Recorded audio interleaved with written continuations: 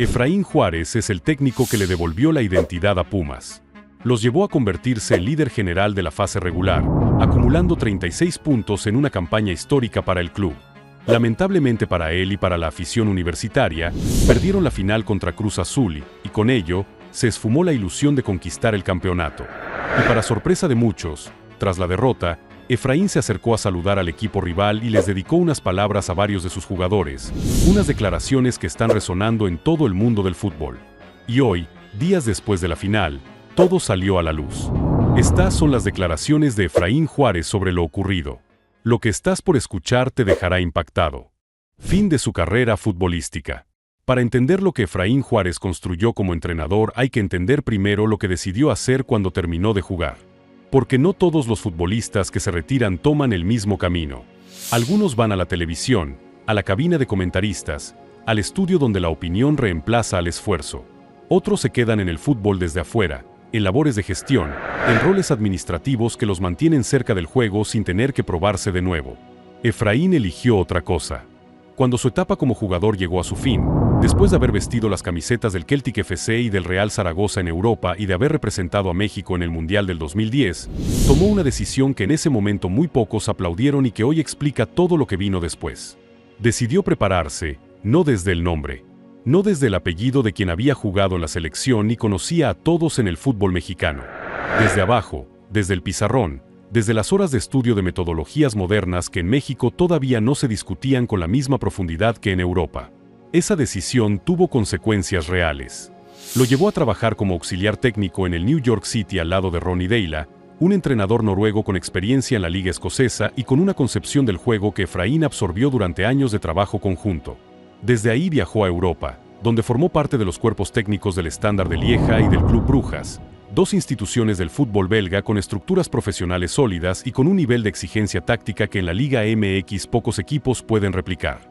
Ahí aprendió lo que significa trabajar con vestuarios internacionales, con jugadores de 10 nacionalidades distintas, con procesos de análisis del juego que van mucho más allá de lo que la tradición del fútbol latinoamericano suele enseñar. No fue un camino de reflectores. Fue un camino de trabajo silencioso en lugares donde nadie lo conocía por ser mexicano, donde tenía que ganarse el respeto con criterio y con argumentos, no con el currículum de haber jugado en un mundial. Ese periodo de formación fue la base. Y la base, aunque no se vea, es lo que determina todo lo que se construye encima. Comienzo como entrenador. Atlético Nacional. La primera gran oportunidad como entrenador principal no llegó en México. Llegó en Colombia, en uno de los clubes más grandes del continente, en un entorno donde nadie le iba a facilitar nada por ser mexicano y donde las expectativas de una afición enorme iban a estar sobre él desde el primer día. Atlético Nacional de Medellín. Verde, pasional, histórico. Un club acostumbrado a ganar, a exigir y a cambiar de técnico cuando los resultados no llegan. Y en ese contexto, Efraín Juárez aterrizó sin el respaldo de una trayectoria reconocida como entrenador principal y con la carga de ser visto como un extraño en un fútbol que se toma muy en serio a sí mismo. La reacción de parte de la prensa colombiana fue lo que muchos esperaban. El cuestionamiento llegó antes de que dirigiera su primer partido. ¿Qué hace aquí un técnico mexicano? ¿Qué sabe de la intensidad del fútbol colombiano? ¿Quién le dijo que estaba listo para un club de este tamaño? Esas preguntas circularon. Y Efraín no las respondió con palabras. Las respondió con resultados. Su estilo generó polémica desde el principio. Intenso en la banda, expresivo en los momentos calientes de los partidos, dispuesto a confrontar lo que consideraba injusto sin medir demasiado las consecuencias. Hubo expulsiones. Hubo sanciones. Hubo episodios donde la línea entre la pasión y el exceso se cruzó de maneras que encendieron debates. El clásico contra Independiente Medellín fue el capítulo más ruidoso de todos. Una celebración que se interpretó como provocación. Una sanción disciplinaria que llegó de las autoridades colombianas. Una multa económica millonaria. Pero el equipo ganaba. Y eso en el fútbol, cuando pasa de manera consistente, acalla más cosas que cualquier comunicado oficial. El doblete que conquistó con Atlético Nacional fue el argumento definitivo. Un título de Copa y un campeonato de Liga en un periodo corto, dirigiendo a un equipo de primera línea continental, en un país que no era el suyo, con una presión mediática que no le perdonaba nada. Sus números en Colombia hablaron solos. Más victorias que empates, más empates que derrotas, una solidez defensiva que reflejaba una idea de juego clara y sostenida. Un equipo que presionaba alto, que recuperaba la pelota en campo rival, que atacaba con velocidad y que no especulaba. Ese Efraín entrenador que Colombia conoció no era una improvisación. Era el resultado de años de preparación que nadie había visto, pero que ahora se expresaba en cada decisión táctica dentro del campo. Cuando terminó esa etapa y llegó la oferta de Pumas, ya no era el exjugador mexicano que buscaba su primer trabajo grande. Era un entrenador que había ganado fuera, que había soportado la presión y que tenía una idea clara de fútbol que podía defender con resultados en la mano. Llegada a Pumas. Pumas no era el mismo club que Efraín había conocido como jugador. Era un equipo que llevaba años sin protagonismo real en la Liga MX, que había perdido la identidad que históricamente lo distinguía, que tenía una afición fiel y una marca institucional enorme, pero un rendimiento que no correspondía a ninguno de esos dos activos. El anuncio de su llegada al banquillo universitario generó el tipo de reacción dividida que genera cualquier nombramiento cuando el nombre del nuevo técnico no viene acompañado de un historial extenso en el fútbol mexicano. Algunos lo vieron como una apuesta interesante. Otros lo descartaron antes de que dirigiera su primer entrenamiento. Un sector de la prensa fue todavía más directo, usando una etiqueta que durante meses acompañó su nombre en los titulares: técnico de papel. Alguien que había trabajado en buenas estructuras europeas, pero que no había probado nada en la Liga MX. Alguien cuyo doblete en Colombia no contaba del todo porque Colombia no es México. Esas dudas tenían una base real en los primeros torneos. El proceso fue complicado. El equipo tardó en asimilar su idea de juego. Los resultados no llegaron con la velocidad que la afición universitaria esperaba y que la prensa pedía con cada jornada que pasaba sin ganar. Las voces que pedían su salida aparecieron antes de que el proceso tuviera tiempo de madurar. Hubo diferencias internas que trascendieron, incluyendo roces con el director deportivo Antonio Sancho que se convirtieron en un ruido de fondo permanente durante meses. Pero la directiva aguantó. Raúl González, presidente del club, y el resto del consejo directivo tomaron una decisión que en ese momento incomodó a muchos, pero que hoy, con los resultados del Clausura 2026 en la mano, se lee de otra manera. Decidieron que el proyecto necesitaba tiempo, que los procesos reales no se miden en un torneo ni en dos, que el fútbol que Efraín quería construir requería paciencia y que esa paciencia tenía que venir desde arriba para que se sostuviera en todos los niveles del club. Efraín usó ese tiempo para hacer lo que hace cuando nadie lo presiona hacia afuera, pero él mismo se presiona hacia adentro. Ajustar. Tomar decisiones difíciles dentro del vestidor que un entrenador más cómodo con su posición no se hubiera animado a tomar. Jugadores que habían sido intocables perdieron su lugar. Jóvenes de la cantera que nadie veía como titulares empezaron a jugar partidos importantes. El mensaje al grupo fue claro y no necesitó ser dicho en voz alta. Aquí nadie tiene el puesto asegurado. Aquí se compite todos los días. Y al mismo tiempo trajo refuerzos que encajaban en la idea. No nombres grandes para las portadas. Perfiles pensados para un sistema. Keylor Navas bajo los tres palos, con toda la jerarquía de quien ha jugado finales de Champions League y con la disposición de alguien que llegó a México a ser parte de algo, no a cerrar una carrera. Álvaro Angulo por la banda, con esa intensidad que el sistema de Efraín necesitaba en el costado. Jugadores que no hacían ruido al llegar, pero que hacían diferencia cuando empezaba el partido. Esa combinación fue la que detonó lo que vino después. Revolución en Pumas y la final. El Clausura 2026 no empezó como una declaración de intenciones. Empezó como la continuación de un proceso que ya tenía más claridad que los torneos anteriores. Pero en algún punto del camino, el proceso dejó de ser proceso y se convirtió en resultado. Y el resultado fue el más contundente que Pumas había tenido en muchos años. Superlíder de la fase regular con 36 puntos. 34 goles anotados, la ofensiva más productiva del campeonato. La mejor campaña en puntos de la historia moderna del club. Un equipo que no solo ganaba sino que proponía, que presionaba, que hacía que los rivales tuvieran que pensar en cómo jugar contra él en lugar de simplemente ejecutar su propio plan. Jordan Carrillo por un costado desequilibrando a defensas que no sabían cómo pararlo. Robert Morales resolviendo en los momentos en que el partido lo pedía. Juninho Vieira conectando jugadas desde el centro del campo. Y Keylor Navas atrás, siendo la diferencia en las noches en que el marcador se ponía en contra y el equipo necesitaba que alguien en el arco resolviera lo que la defensa no había podido resolver. La liguilla llegó con Pumas como el equipo a vencer, con la presión que eso implica y con todas las variables que cambian cuando el torneo corto comienza y los resultados de 16 jornadas se borran de un partido para otro. El cruce contra el América en cuartos de final fue el clásico capitalino en la liguilla, con todo lo que eso significa. Dos partidos que terminaron 6-6 en el global, con un carácter y una intensidad que el Estadio Olímpico Universitario no había visto en años. Pumas avanzó por su mejor posición en la tabla general, en una serie que se definió en los últimos minutos con un penal de Henry Martín que se fue contra el poste en el 87 y que dejó al estadio sin aire durante unos segundos interminables antes de que todos entendieran lo que había pasado. Las semifinales contra Pachuca fueron otra historia de sufrimiento y de carácter. El partido de ida Pachuca logró imponer la localia y ganó 1-0. La vuelta en el Olímpico Universitario terminó 1-0 a favor de Pumas, con un gol que cerró una serie que en el último minuto todavía estaba en disputa. Salomón Rondón tuvo la pelota en el tiempo agregado, con Keylor Navas listo del otro lado, y el remate del venezolano se fue por arriba del arco. Pumas a la final. Del otro lado de la llave, Cruz Azul había llegado derribando a Atlas y a Chivas, construyendo su propio camino con una solidez que Efraín Juárez se encargó de señalar públicamente antes de que empezara la serie. La ida de la final fue en el Estadio Ciudad de los Deportes de Puebla, donde Cruz Azul jugaba sus partidos de local en este torneo. El cerrojo defensivo que Pumas planteó funcionó. 0-0 en 90 minutos. Keylor Navas resolviendo cada vez que la máquina amenazó. Efraín mirando desde la banda con la convicción de que el partido de vuelta, en el Olímpico Universitario, era el de Pumas. Y en los primeros 30 minutos de la vuelta, todo parecía confirmar esa convicción. Robert Morales abrió el marcador al minuto 30 con un disparo potente que no le dio chance a Kevin Mier. El Estadio Olímpico Universitario explotó, la octava estrella estaba a 90 minutos. Pero el fútbol no funciona así. Cruz Azul igualó en el minuto 54 con un autogol que cambió el rumbo emocional del partido. Un centro de Rotondi que Rubén Duarte desvió sin querer hacia su propio arco. Uriel Antuna fue expulsado al 91 y Pumas tuvo que sostener el resultado con 10 hombres mientras la máquina empujaba buscando el gol que le diera el campeonato.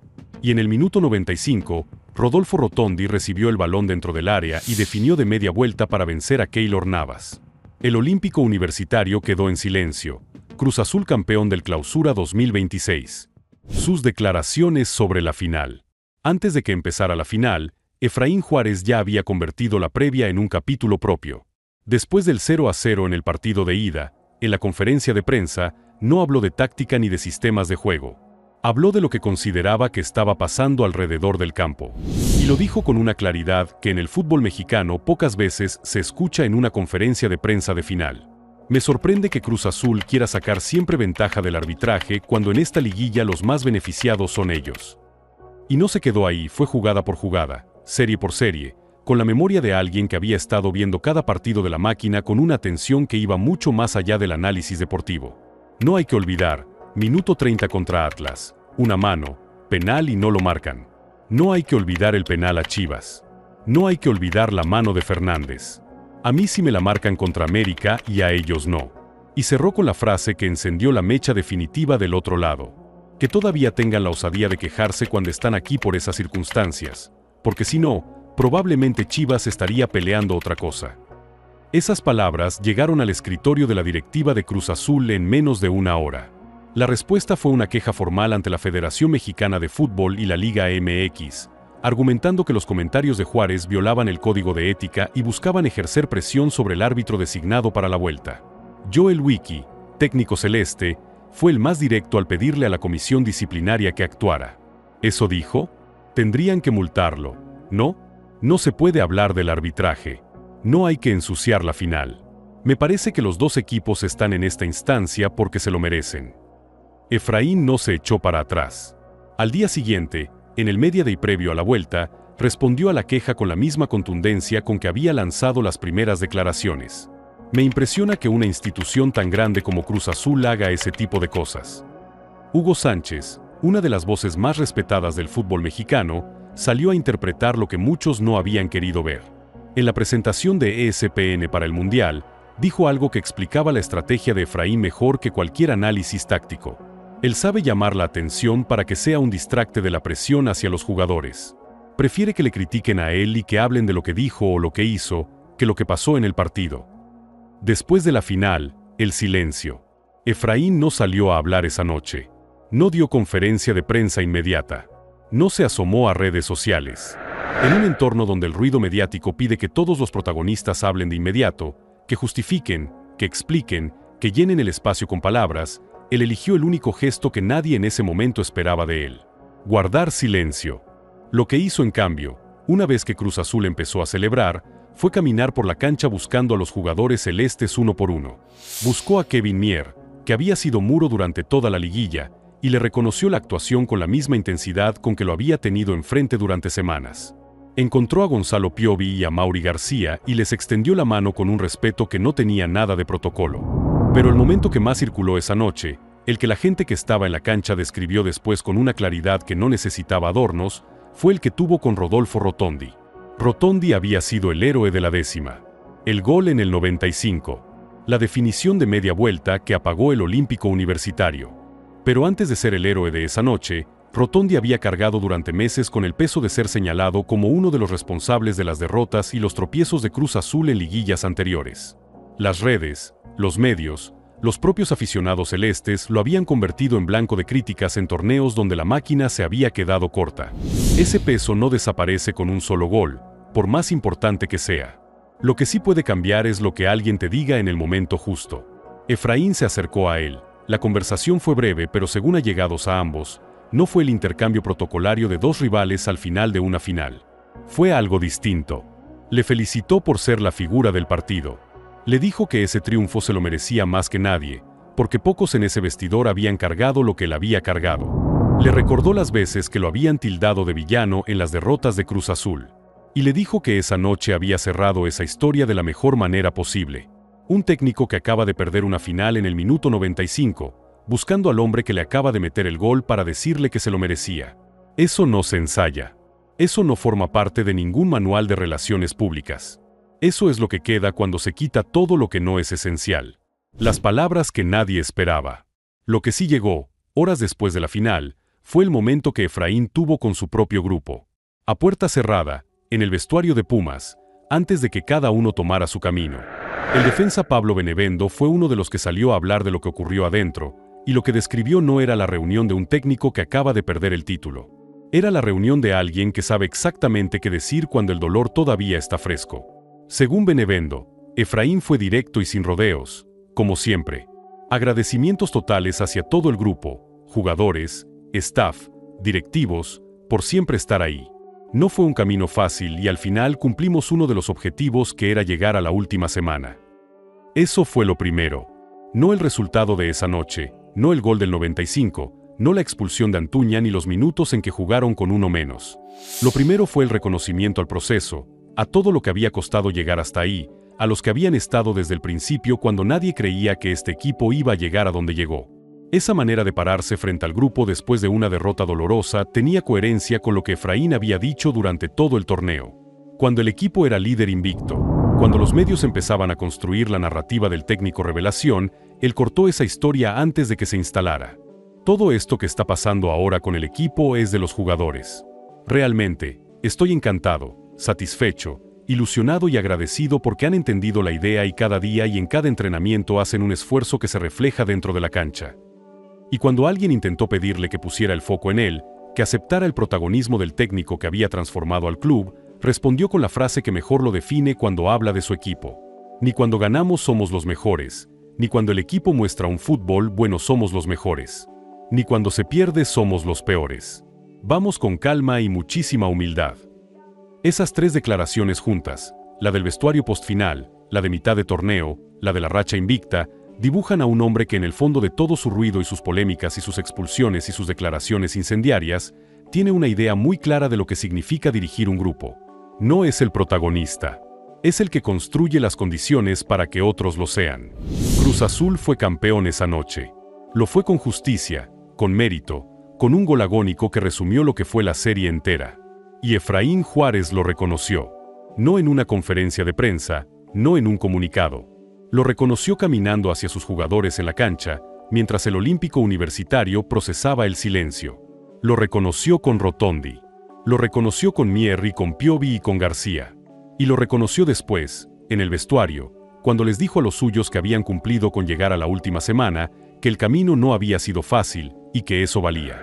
Ese Efraín, el que felicita al rival y abraza a los suyos sin cámaras encima, es el mismo que la semana anterior había dicho que Cruz Azul estaba aquí por el arbitraje. Son el mismo hombre. Y entender eso, Aceptar que esas dos versiones conviven en la misma persona sin que una invalide a la otra es la única manera de entender de verdad quién es Efraín Juárez. La decisión sobre su futuro. Mientras el fútbol mexicano procesaba lo que había ocurrido en el Olímpico Universitario, la pregunta que todos se hacían no era cómo había perdido Pumas la final. Era qué iba a pasar con el hombre que los había llevado hasta ahí. Efraín Juárez tiene contrato vigente con Pumas hasta diciembre de 2026. Ese dato, que en cualquier otra circunstancia sería suficiente para cerrar la conversación, no alcanzó para callar los rumores. Porque en el fútbol los contratos dicen lo que está firmado, no lo que está decidido. Y lo que estaba decidido, esa noche y los días siguientes, era una incógnita que ni el propio Efraín había resuelto en voz alta. La directiva universitaria había llegado a la semana de la final con una postura clara: querían que se quedara. La propuesta de renovación por 3 años ya estaba sobre la mesa desde semanas antes. Ambas partes venían hablando de una extensión que llevaría el vínculo más allá del diciembre de 2026 que marcaba el contrato vigente. La intención mutua existía. Lo que no existía era la firma. Lo que sí existían, del otro lado, eran sondeos. La MLS había preguntado por su disponibilidad, sin que ningún club hubiera convertido ese interés en una oferta formal. Clubes europeos también habían hecho llegar señales, sin la misma urgencia pero con la suficiente consistencia como para que el entorno de Efraín lo tomara en serio. Y el nombre que más fuerza tuvo en los días posteriores a la final fue el del Celtic FC, el club escocés donde Juárez había jugado entre el 2010 y el 2012 y donde después había regresado como parte del cuerpo técnico. Un lugar que conoce, que respeta y que representa exactamente el tipo de desafío europeo que nunca terminó de completar como entrenador principal. Ninguno de esos sondeos era una oferta formal. Ese detalle importa. La única propuesta concreta sobre la mesa, la única con número y años y firma posible, era la renovación que Pumas le había presentado. Todo lo demás era conversación, interés, posibilidad, no oferta. Su representante, David Baldwin, salió a frenar el ruido con un mensaje en redes que no dejaba espacio a la interpretación: Efraín Juárez no se va de Pumas. Hay un contrato y ese contrato se va a cumplir a menos que el club indique lo contrario. David Faitelson, por su parte, confirmó haber hablado directamente con el técnico, y lo que Efraín le dijo fue que seguía en Pumas, que ya estaba planificando la pretemporada de la Apertura 2026 y que las negociaciones de renovación avanzaban. Pero la continuidad tiene condiciones que van más allá del contrato.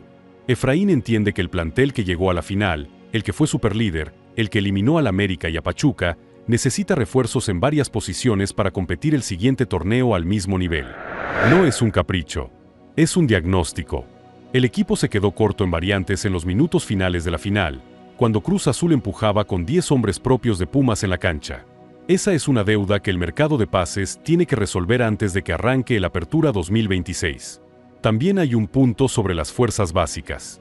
Efraín quiere mayor influencia en la cantera, en el proceso de formación de los jugadores que eventualmente van a nutrir al primer equipo. Esa es una discusión que trasciende lo táctico y entra en lo institucional, en cómo Pumas entiende su propio modelo de desarrollo. Y es parte de lo que está sobre la mesa junto con la renovación. Las diferencias que existieron durante el semestre con Antonio Sancho tampoco desaparecieron con la final. Fueron un ruido de fondo constante durante meses y siguen siendo un punto que ambas partes necesitan resolver para que el proyecto funcione con la coherencia que requiere. Pumas y Efraín buscan llegar a acuerdos en todos esos frentes antes de que empiece la pretemporada, cuyas fechas ya quedaron definidas en las reuniones que el técnico mantuvo con directivos, jugadores y cuerpo técnico en los días posteriores al partido. Mientras esas conversaciones siguen su curso, Efraín Juárez va a viajar. Nueva York primero, Barcelona después. Esas vacaciones tienen una función que va más allá del descanso. Son el espacio donde un hombre de su carácter puede pensar con distancia, sin el ruido de la Ciudad de México encima, sin periodistas esperando afuera de cantera, sin la presión de tener que responder preguntas que todavía no tienen respuesta. Desde esas ciudades va a analizar las opciones que tiene disponibles. Va a escuchar lo que haya para escuchar. Y en algún momento de ese proceso va a decidir. Hasta ese momento, su continuidad en Pumas sigue sin definirse oficialmente. Ese es el estado de la situación. No hay anuncio de salida ni anuncio de renovación. Hay un proceso abierto, con intención mutua de continuar, con condiciones que resolver, y con un técnico que después de llevar a Pumas a su mejor fase regular en años, no tiene ninguna prisa en cerrar lo que todavía puede negociar desde una posición de fuerza. En conclusión, Efraín Juárez no es solo el técnico polémico que la prensa describe como si la polémica fuera el único contenido de su figura. Es un entrenador que tomó un club en crisis, que aguantó la presión cuando nadie creía en el proceso, que construyó el equipo más ganador de la fase regular en la historia moderna de Pumas, que eliminó al América en el clásico capitalino de la liguilla, que despachó a Pachuca en semifinales y que llegó a una final que se escapó en el último suspiro de un torneo que nadie esperaba que Pumas pudiera dominar de esa manera. Eso no lo hace una derrota, lo hace un proyecto real. Cuando el pitido final sonó en el Estadio Olímpico Universitario y Cruz Azul empezó a celebrar, Efraín Juárez recogió su medalla de subcampeón. No la tiró, no la miró con desprecio ni con vergüenza. La tomó con la seriedad de quien entiende que en el fútbol los segundos lugares no se descartan, se procesan y se usan como combustible. Al final, la trayectoria de un futbolista está marcada por picos de gloria, pero también por momentos que obligan a replantearse todo. No se trata únicamente de lo que haces cuando todo va bien, sino de cómo reaccionas cuando las cosas no salen, cuando la presión aparece y cuando el entorno empieza a jugar en contra. Algo muy parecido a lo que vivió Keylor Navas, quien tuvo que atravesar etapas complicadas, tomar decisiones difíciles y reinventarse para seguir adelante dentro y fuera del fútbol. Si quieres conocer esa historia completa, te la dejamos a continuación, no te la puedes perder.